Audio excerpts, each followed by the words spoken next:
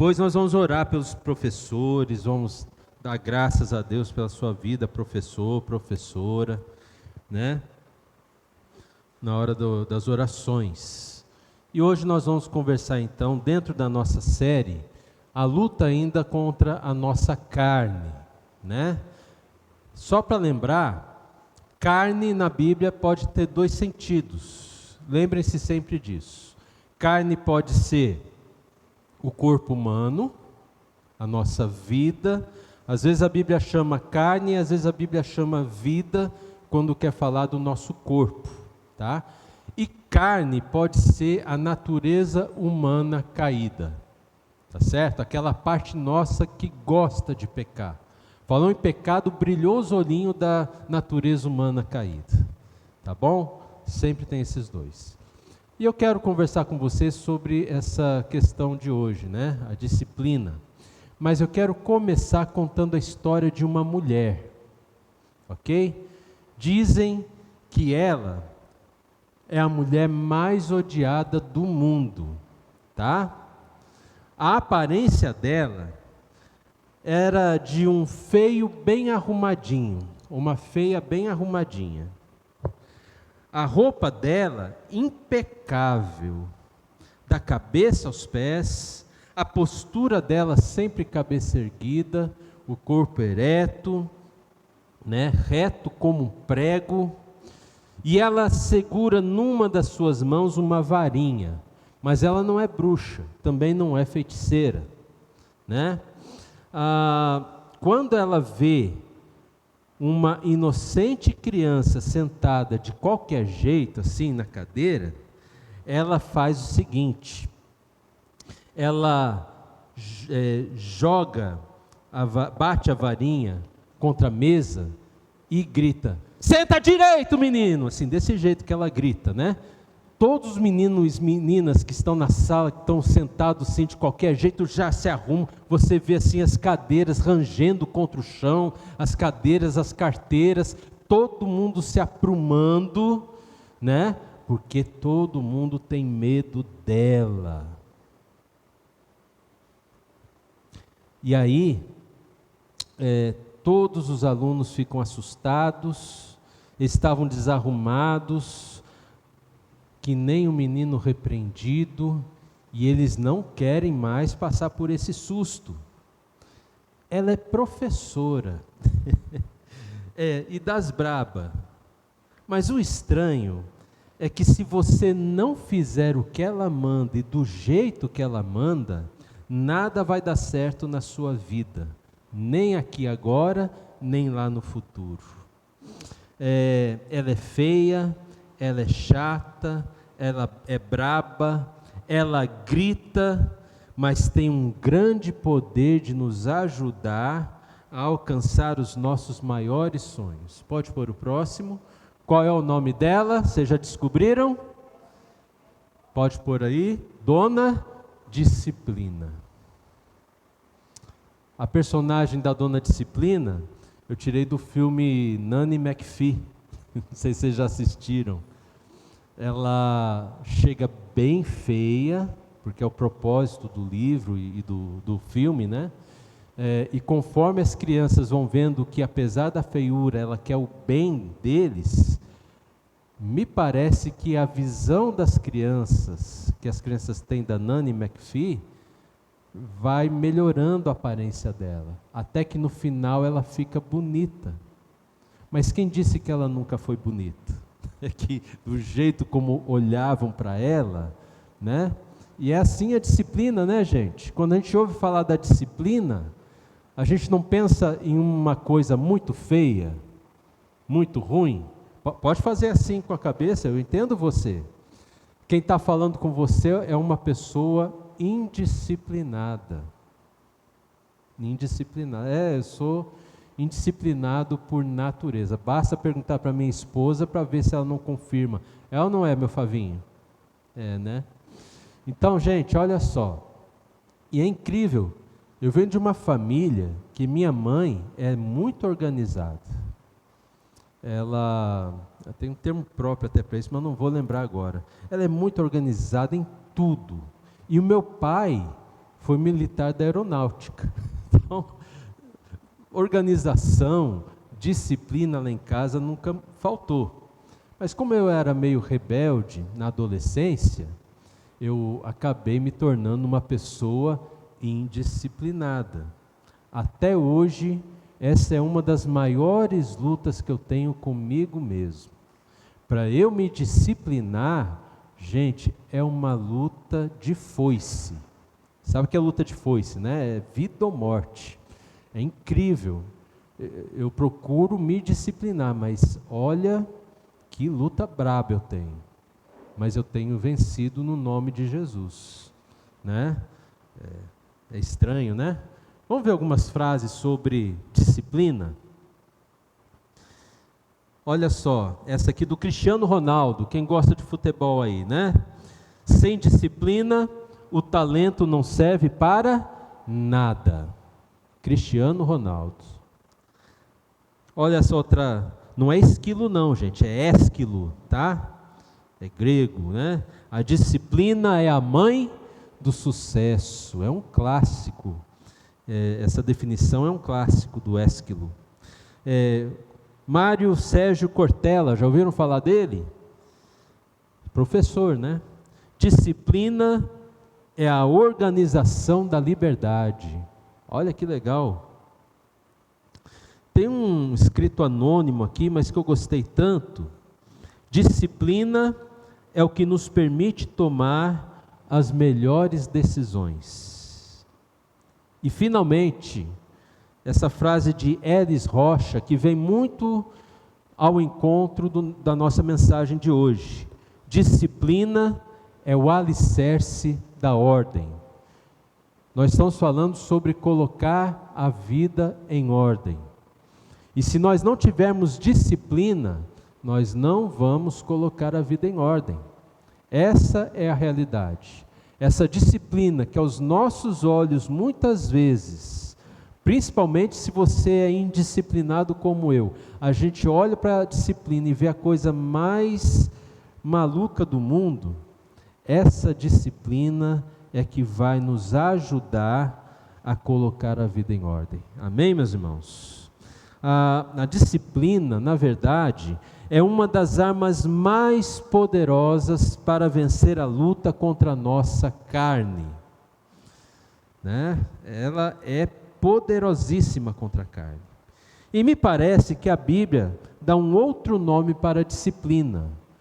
Às vezes, quando você lê sobre cruz na Bíblia, você pode entender como sendo disciplina.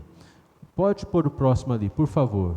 Olha só esse texto que está em Lucas. O texto de Lucas está aí na tela para você. Eu vou ler aqui na minha Bíblia, a mesma versão.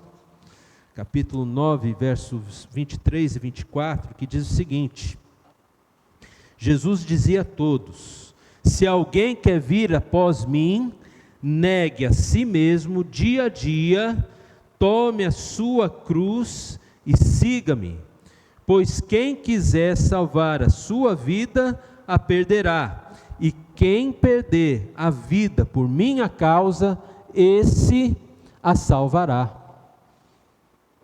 O que Jesus quer dizer aqui por cruz?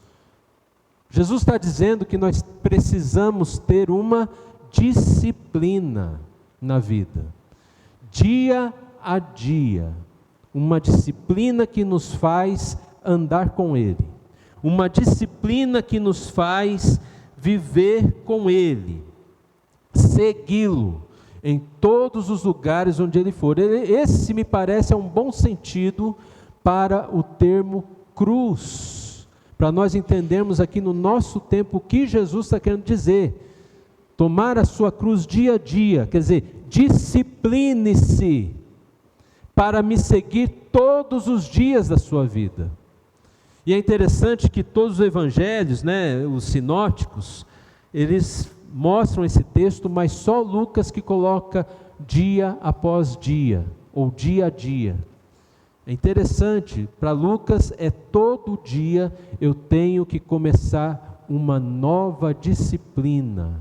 Eu tenho que de novo levar a minha cruz. É disciplinar-me. para sempre seguir ao Senhor Jesus, né? Assim, meus irmãos, a disciplina é o lugar onde eu crucifico a minha carne. Amém? Deu para entender? Disciplina é o lugar onde eu crucifico a minha carne. O natural do ser humano é andar na carne. E olha só como são os nossos caminhos. Geralmente, tem dois caminhos que nós andamos na carne. Tem um caminho que é mais à direita e um caminho que é mais à esquerda. O caminho de Jesus está aqui, ó, reto. Imagina esses três caminhos agora. Mais à direita está o caminho da religião, ou das religiões. O caminho mais assim religioso, que me faz pensar assim, ó, se eu merecer, se eu fizer por onde, Deus me abençoa. Então eu tento fazer de tudo religiosamente para ser aceito por Deus. E esse é um caminho da carne, não é um caminho do Espírito. E muitas pessoas vão por esse caminho. Agora o outro caminho que eu te falei, da esquerda, é um caminho que muitas pessoas são bem intencionadas e outras são mais rebeldes com Deus. É o caminho que nos faz andar sem nenhuma religião. Porque Deus é amor, e se Deus é amor, não importa a religião. O que importa é que eu viva a minha vida, não faça mal para ninguém, e se eu andar assim, nesse caminho aqui, vai dar tudo certo para mim. E esse também é um caminho da nossa carne, não é um caminho do Espírito. Nenhum desses dois caminhos são os caminhos apontados por Jesus. Precisamos ter em mente agora João capítulo 14, verso 6. Jesus disse: eu vou dar para vocês um caminho, uma verdade e uma vida. Não é isso que Jesus disse? Eu vou dar para vocês um caminho, uma verdade e uma vida? O que está escrito lá? Eu sou. Então olha, Jesus não vai apontar nem para o caminho da religião, nem para o caminho da não religião. Jesus vai dizer, apontando para si mesmo: eu sou o caminho, a verdade e a vida, e ninguém chega ao Pai, a Deus, a não ser por mim. Amém, meus irmãos? É isso. Então, Jesus é esse novo e vivo caminho, né? E para nós termos a nossa vida em ordem, precisamos estar nessa disciplina que nos coloca neste caminho que é Jesus. Pode pôr o próximo ali, por favor. Tá? Então, nós vamos ver aqui, ó, que disciplina e discipulado são palavras próximas. O discipulado é uma disciplina que nos mantém nesse caminho vivo que é Cristo Jesus. Por isso nós trabalhamos com discipulado na igreja. Não é uma questão de modismo, não é uma questão de nomenclatura. Discipulado é algo que faz aquele que segue Jesus. É um discípulo, alguém que segue nesse novo e vivo caminho. Quando eu estou na carne, eu tenho a tendência da religião ou a tendência da não religião. Quando eu ando no Espírito, eu ando em Cristo Jesus. Para andar em Espírito, em Cristo Jesus, eu preciso aprender. E a gente aprende sendo discípulo, sendo discipulado, né? E tem uma outra frase aí também: para colocar a vida em ordem, precisamos de disciplina. Isso, pode pôr o outro ali, tá? A importância da disciplina. Para colocar a vida em ordem, precisamos de disciplina. Disciplina, o que é mesmo, gente? Cruz. Disciplina, cruz. Tá? Então, disciplina nesse sentido, não é aquele castigo que a gente tem medo. Não tem os antigos lá que falavam: vou disciplinar você. Disciplina na igreja. né? Para que serve? É para restaurar, é para ajudar a pessoa, não é para castigar. Disciplina é para nos ajudar a colocar a vida em ordem. Colocou a vida em ordem, está tudo certo, né? Irmãos, eu quero mostrar para vocês agora um momento triste no ministério de Jesus, em que nós vamos ver o que a falta da disciplina pode fazer conosco, tá? E o texto está lá em Mateus 26. Mateus capítulo 26, vamos abrir ali, de 37 a 46.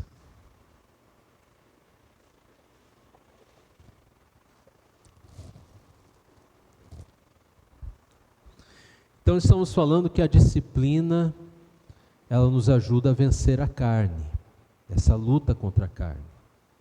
E o tempo todo estamos lutando contra a carne. Nós vamos ver nesse texto.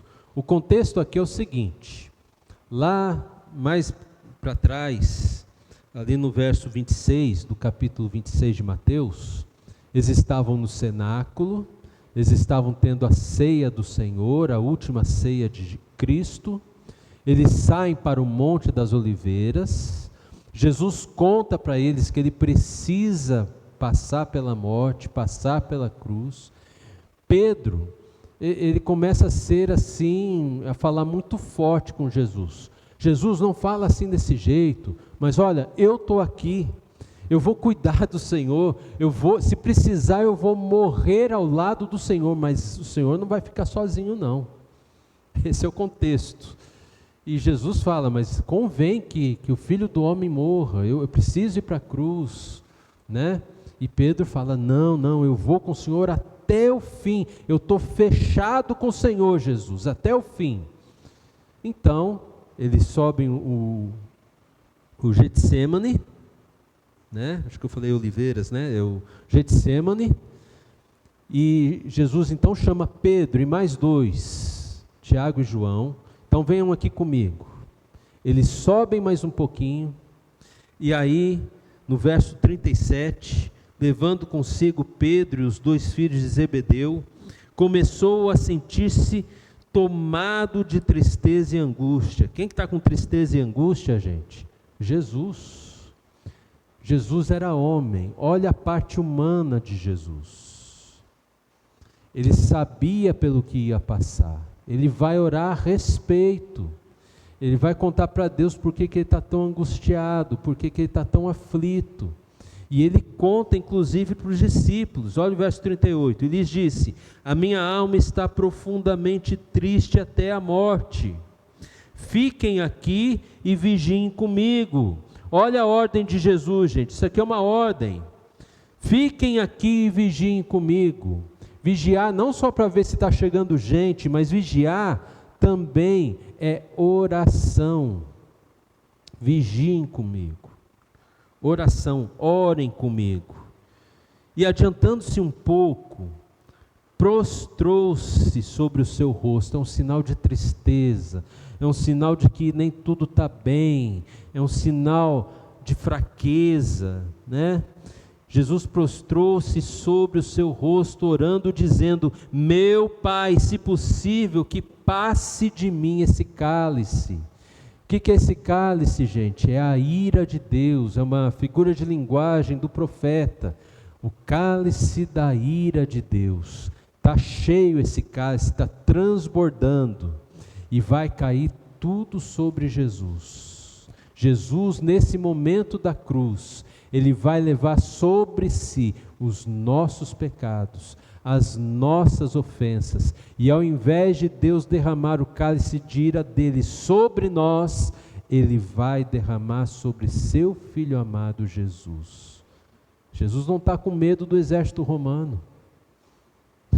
Jesus está com medo desse momento ímpar, em que ele vai enfrentar algo que nunca enfrentou na vida. A ira do seu próprio Pai. Contudo, Então Jesus ora, né? Se possível, passe de mim esse cálice, contudo não seja como eu quero, e sim como tu queres. Olha essa oração de Jesus. Agora o verso 40, olha só. E voltando para os discípulos, os 3, achou-os como, gente? Dormindo, né? Dormindo. E Jesus disse a Pedro: então, nem uma hora vocês puderam vigiar comigo? Eu não sei se Jesus está sendo literal. Provavelmente não. Mas eu gosto de imaginar que Jesus deve ter orado por cerca de 1 hora mesmo.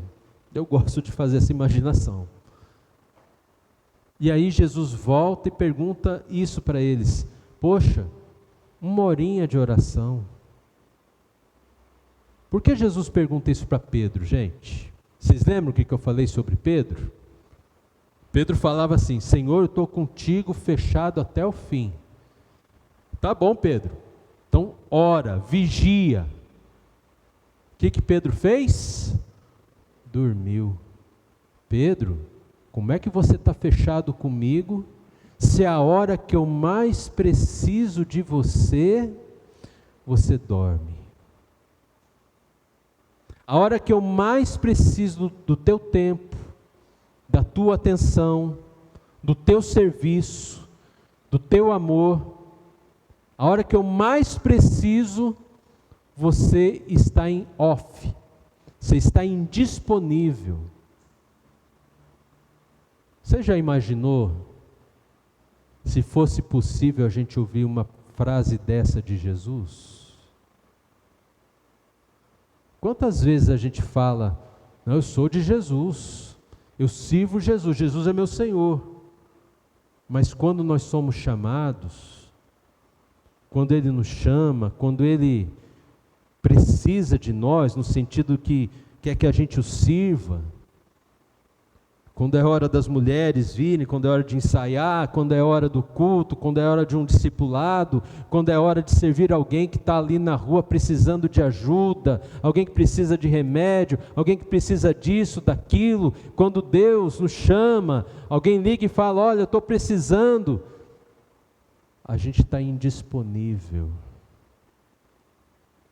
Quantas vezes isso não acontece com a gente? A gente gosta de falar assim, não, eu sou de Jesus, eu amo Jesus, Jesus é tudo para mim, mas tem horas que quando Jesus requer a minha presença, quando requer o meu tempo, eu estou indisponível como Pedro dormindo. Meus irmãos, espero que não seja uma experiência nossa. Que nós não tenhamos essa experiência do Pedro, de ouvir isso, poxa, nem 1 hora. A gente vai continuar a leitura aqui, gente, olha só. Jesus no verso 41, vigiem e orem, para que não caiam em tentação. Olha só, o espírito na verdade está pronto, mas a carne é forte, né, gente? É fraca? Mas não parece às vezes assim que a carne é forte porque é fácil a gente pecar? E aí, é fraca ou forte? O que Jesus está querendo dizer aqui? Quando ele fala a carne é fraca, Jesus não está falando da natureza humana caída. Ele está falando do nosso corpo. Os discípulos estão cansados, estão com sono. É altas horas da noite. Eles tiveram uma ceia, né? Estômago forrado. O que você faz de noite quando o estômago está forrado? Você vai para frente da TV. Duvido que você não durma. É ou não é, gente? Eles estavam do mesmo jeito e ainda caminharam, né? Foram andando, chegou, parou, tudo escuro. Não é o natural dormir, pegar no sono, ficar fazendo assim com a cabeça, né? A cabeça daqui a pouco rola. Não é assim que acontece, meus irmãos. Corpo humano. É isso que Jesus está falando. Por isso que Jesus fala assim, ó, cuida para que você não caia em tentação. Em outras palavras, lembre-se do que a gente conversou já sobre a carne, as tentações, né? Então, ó, se o meu corpo, ele não está numa busca disciplinada continuamente, dia a dia, de Jesus, buscando a Jesus dia a dia, quando o meu corpo ele está assim mais susceptível à fraqueza, o meu corpo acaba ficando facilmente dominado pela carne, que é a minha natureza caída. E aí eu posso vir a pecar. É isso que Jesus está falando, ó, cuidado. O corpo de vocês é fraco, vocês não estão se preparando espiritualmente, vocês vão cair em tentação.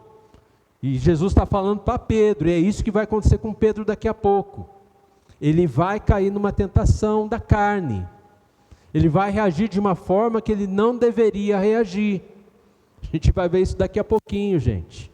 Né? Presta atenção. E Jesus está orando, porque ele também está se sentindo fraco, ele está angustiado. Ele está agoniado com o que ele vai ter que enfrentar. As dores físicas, os castigos, né? A surra que ele vai levar, a cruz, e ainda mais o cálice da ira de Deus sobre ele, e sobre mais ninguém. Ninguém vai poder ajudar ele a se livrar dessa. Mas ele está lá buscando se fortalecer no Senhor, ele está buscando o Senhor. Mas os discípulos não, eles não estão orando, e eles estão tão fracos quanto Jesus, estão cansados, estão com sono, e facilmente podem cair em tentação. É assim a nossa vida. Quantos de nós não estamos cansados aqui, gente? Final do ano, já já outubro acaba, vamos chegar a novembro, daqui a 2 minutos vai ser Natal. Chega fim de ano, todo mundo está cansado, não está, meus irmãos? Trabalhamos esse ano foi dureza, não foi? Chegar até aqui foi uma vitória, não foi, meus irmãos? Estamos cansados, mas se nós não estivermos disciplinados no Espírito, nós vamos cair em tentação. Continuando aqui, ó. 42, retirando-se pela segunda vez, orou de novo, dizendo: meu Pai, se não é possível que passe esse cálice de mim sem que eu beba, faça-se a tua vontade. Jesus, ó, determinado em oração a cumprir a vontade de Deus. 43, voltando-se, o que aconteceu? Achou-os outra vez dormindo. Olha só. Paulo, certa vez, escreveu lá em Efésios: desperta, ó tu que dormes. Às vezes a gente está dormindo para as coisas de Deus, às vezes a gente está dormindo para o próprio Deus. 44, deixando-os novamente, foi orar pela terceira vez, repetindo as mesmas palavras. Então voltou para os discípulos e disse: vocês ainda estão dormindo e descansando. Eis que é chegada a hora, e o Filho do Homem está sendo entregue nas mãos dos pecadores. Eu fico imaginando aqui, se cada vez que Jesus foi, era 1 hora, uma imaginação, tá, gente? Cerca de 3 horas orando, para aquilo que ele ia enfrentar. Quando você vai enfrentar alguma coisa muito difícil, quanto tempo você ora? Lembra o Lutero? Ele orava 2 horas por dia, quando tinha uma coisa assim muito assim, grave, séria, que ele ia ter que ficar muito mais tempo envolvido com aquele negócio, ele orava 4 horas por dia. A maioria de nós ora menos.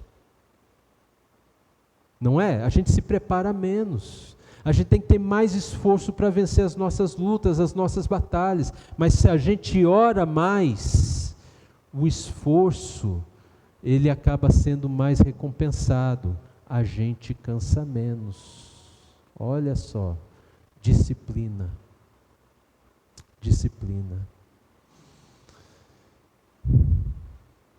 E é interessante, meus irmãos, olha o tempo que nós vivemos. Cuidado para não dormirmos como Pedro, Tiago e João. Porque se naquele dia os pecadores vieram para pegar Jesus e levá-lo para a cruz, nos nossos dias, se estivermos dormindo, ore para que você seja despertado como aquelas viúvas, aquelas noivas, né, que estavam com a sua lâmpada e tinham o azeite suficiente. Porque quando formos despertados, será para que nós vejamos a volta do Senhor Jesus. E se formos despertados e não tivermos esse ganho de disciplina em estar com o Senhor, meu irmão, minha irmã, ficaremos dormindo e acordaremos bem depois da hora prevista. Que Deus tenha misericórdia de nós.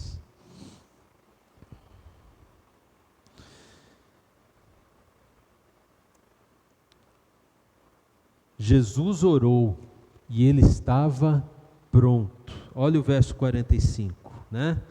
Eis que é chegada a hora e o Filho do Homem está sendo entregue nas mãos de pecadores. Levantem-se, vamos embora, eis que o traidor se aproxima. Meus irmãos, chegou Judas. Como é que Judas traiu Jesus mesmo? Beijou a face de Jesus, para identificar, é ele. Pedro estava com uma espada, tirou a espada, decepou a orelha de um homem. Um outro texto diz que o nome dele era Malcom. Jesus disse: Pedro, não faça isso. Quem vive pela espada, morre pela espada. Quem mata, morre pela espada. Jesus curou Malcom, a sua orelha, e voluntariamente se entregou. Por que Pedro puxou a espada? Num momento de desespero, de dor. Não, eu falei para Jesus que eu ia estar com ele até o fim, mas foi uma reação espiritual ou carnal?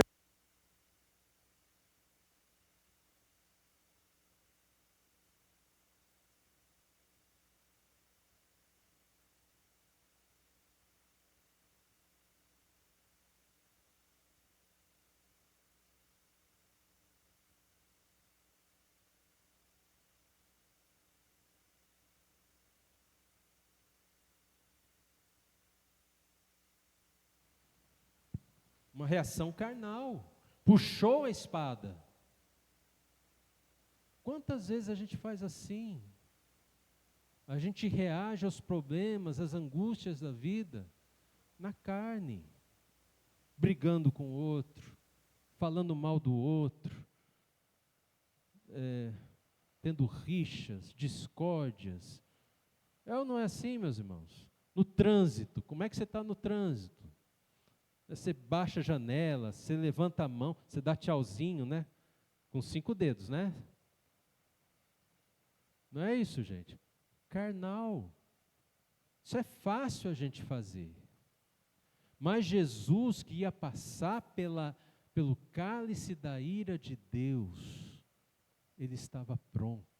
Jesus, que ia passar pelo pior que ninguém mais passaria, Jesus estava pronto. Porque havia em Jesus uma disciplina espiritual. Pode pôr o próximo aí. Disciplina é colocar Jesus em primeiro lugar em todos os momentos da nossa vida. Nós precisamos nos disciplinar de tal forma. E quando eu falo que é colocar Jesus em primeiro lugar, Eu estava ouvindo um pastor e ele foi muito feliz na colocação dele. Ele falou assim que às vezes a gente ouve Mateus 6,32, né? Buscar em primeiro lugar o reino de Deus e a sua justiça, e todas as demais coisas vos serão acrescentadas. A gente lê buscar em primeiro lugar e a gente vai escalonando, né? Então, primeiro é Deus, segundo é o quê? Família. Você nunca fez essa continha de cabeça? Terceiro o quê? É trabalho. Não é assim que a gente aprende? E se isso estiver errado? E é isso mesmo, está errado. Não é que Jesus é o primeiro e a gente pode ter um segundo, terceiro, quarto de preferência. Jesus é o primeiro em todos os momentos da vida. O momento que nós estamos vivendo aqui, agora, hoje, é o nosso culto. Quem tem que ter a prioridade total da nossa atenção hoje? Jesus. Amém, meus irmãos? Aqui é fácil. Mas amanhã de manhã cedo, quando você acordar para o seu trabalho, quem tem que ter a prioridade na sua vida? Jesus. Quando você chegar no teu trabalho, na tua escola, quando você estiver dando atenção ao teu trabalho, atenção aos teus estudos, por que você vai dar atenção? Porque Jesus é prioritário na sua vida, e o teu trabalho, o teu estudo você vai fazer para que Jesus seja glorificado em você. É hora de trabalhar, é hora de estudar, mas quem é a tua prioridade? Jesus. Tudo que nós fizermos, né? Seja comer, seja beber ou qualquer outra coisa, façamos tudo para a glória de Deus, em todos os momentos. Você vai dormir, você vai descansar, você vai dormir para que o nome de Jesus seja glorificado na sua vida, no seu corpo. Como é importante dormir, meus irmãos, né? Se você não dormir bem, atrapalha inclusive a tua disciplina espiritual. Por isso que a nossa vida é uma vida de oração. Não é só 5 minutos de oração, a vida toda é uma oração. A nossa vida é um culto a Deus, o tempo todo, sem interrupções. Tudo que eu fizer, cada coisa no seu momento certo, tem que ser para o Senhor. Amém, meus irmãos? Disciplina. Para isso eu tenho que ter disciplina. E se eu tiver essa disciplina de buscar o Senhor sempre, eu vou vencendo essa natureza caída que é a minha carne. Amém, então? Como é que está a nossa vida hoje? Quando eu falo de Jesus ser o primeiro, na verdade eu preciso falar que Jesus tem que ser o único. Ele tem sido o único na sua vida? Ou você tem tido confrontos com a sua carne, que não quer permitir esse domínio de Jesus? Como que está, né?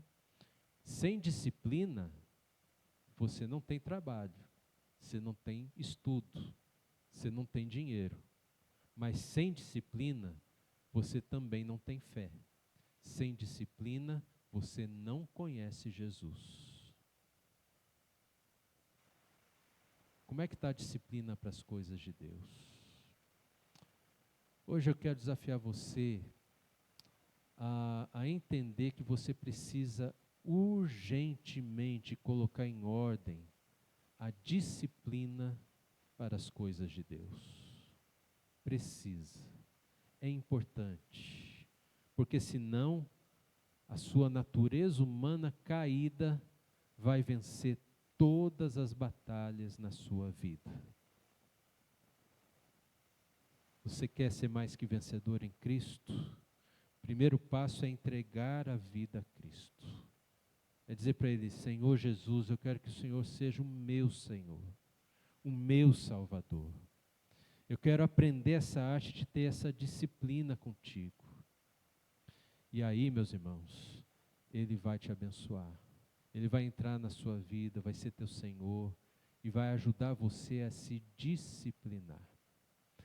Para finalizar, nós não nos disciplinamos para ganhar alguma coisa de Deus, para ganhar uma bênção, nem mesmo a salvação. Quando nós nos disciplinamos, é uma resposta a tão grande salvação que recebemos de Jesus. Olha o que Ele fez por nós. Ele levou os nossos pecados sobre si. E como que Ele vai entender que nós o amamos? Quando entregamos a nossa vida a Ele e nos disciplinamos de tal forma que Ele seja tudo para nós. Não para sermos salvos, mas porque fomos salvos. É isso que nós precisamos fazer. Amém? Quantos precisam disciplinar a sua vida? Quero convidar você a ficar em pé. Nós vamos orar. Né? Tudo começa aqui. Se você só ficar em pé aqui e não tomar posição em casa, não vai resolver. Mas se você ficar em pé aqui, isso significa que você está falando para você mesmo, olha, eu vou tomar posição na minha vida, na minha casa. Eu vou permitir que o Senhor coloque ordem na minha vida para a glória dEle. E eu serei abençoado. Pai, nós te louvamos, te adoramos, bendizemos o teu santo nome. Senhor Deus, muito obrigado pela tua palavra, que foi lida, compartilhada. Senhor Deus, a tua palavra que ela me desafia e desafia cada irmão, cada irmã que está aqui comigo hoje, ó Pai, a buscarmos sermos mais disciplinados na vida, não só para conquistarmos, ó Pai, aquilo que a gente precisa nesta vida, mas principalmente para que nós possamos mostrar a nossa gratidão por tão grande amor que recebemos em Cristo Jesus. E o Senhor deseja nos transformar, fazer algo novo em nossas vidas. E nós pedimos, ó Pai, ajuda-nos. Precisamos nos disciplinar. Eu preciso me disciplinar. Mas eu estou com os meus irmãos aqui, ó Pai. Reconhecemos que precisamos do Teu poder. E queremos que essa disciplina nos ajude a vencer, principalmente a nossa própria carne, ó Pai. Porque muitas vezes nos sentimos perdendo para a carne, mas queremos que isso mude para que o Teu nome seja glorificado em nossas vidas. É isso que nós pedimos, no nome santo do Senhor. Amém. Pode sentar, gente.